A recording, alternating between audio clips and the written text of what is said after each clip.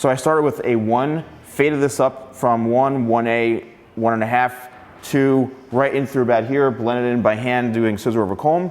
The top is probably about 1.5 inches, 2 inches working through the front. This was all blended in on the sides here.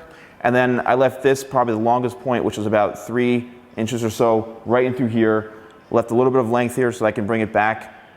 And the other side is blended in as well. Faded up here, blended in right in through here. And then I styled it with my product Power Cream, which is giving Nick a nice controllable hold. It's not too stiff. And that's why I like Power Cream, because it gives it like that nice finished look and it's very manageable. So thanks, Nick, for being a model, man. Of course. Well, guys, thank you so much for watching and stay tuned for more tutorials with the Salon Guy.